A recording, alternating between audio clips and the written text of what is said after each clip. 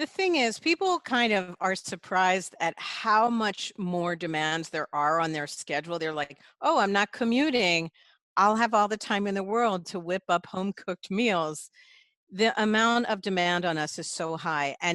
But when the world is chaotic, which it is, right? Like every day is chaos, imposing structure and order calms us down and helps us actually operate and be energized and effective in this environment. So it's really critical to getting through this, but you got to keep it simple. So you say it's a stress reliever. I mean, from the way you explain it, it's a way to also decompress in our home. 100%. To be able to control what you can, to impose some structure in your space is a de-stressor. In your book, Time to Parent, I mean, this book has resonated with so many of my producers. Basically, you talk about a foolproof way of helping the children in the home feel safe and secure. And it's all about time and managing it.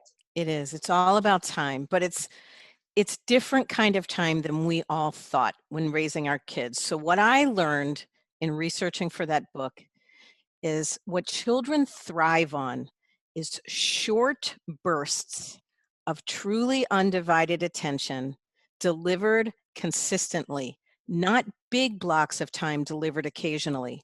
And when I say short burst, I mean short bursts. It's 5 to 15 minutes at a time, 20 minutes tops, but delivered consistently. Why is that? It's because kids have short attention spans. And many experts say to calculate about a minute for each age of life. So your 1-year-old has a 1-minute attention span before their eyes like shift to the next shiny object, right? 5-year-old, 5 minutes, a 15-year-old, 15 minutes. And that's for that sort of one-on-one, I'm giving you my undivided attention. I'm listening, I'm playing. And when you get that concept, then it's about building it into the structure of the day, Tamron. It's not about finding that time. It's about changing the nature of the time you're already naturally spending with your kids. So it's in the organization of the day. You were taking, in my case, my son is 12 months, and I would take that minute of pure, uninterrupted connection with him. If you have a 5-year-old, how would you follow that same model?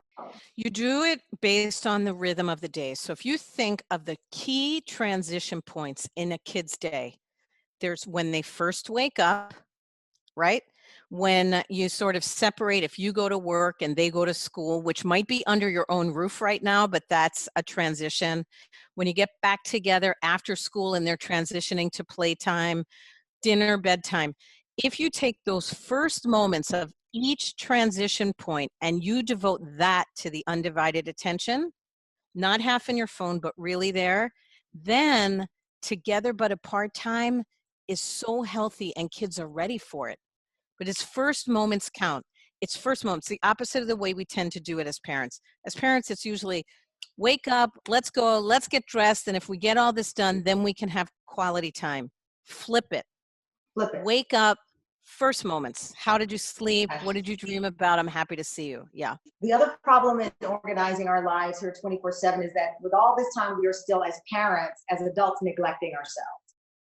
Totally.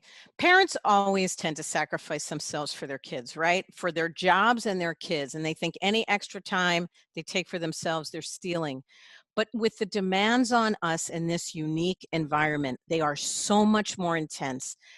Practical, logistical, emotional, we overestimate our ability to operate on an empty tank. And you need to actually triple up on the self-care in order to do this extraordinary job. So I have an acronym I want everybody to think about. It's called Fueling Yourself, SELF. Sleep, exercise, love, that's like adult connections, and fun, hobbies. And believe it or not, sleep, exercise, love, fun. You have to cycle through all of those. But you're going to say with what time? Use the same short burst that you nurture your kids with, you nurture yourself.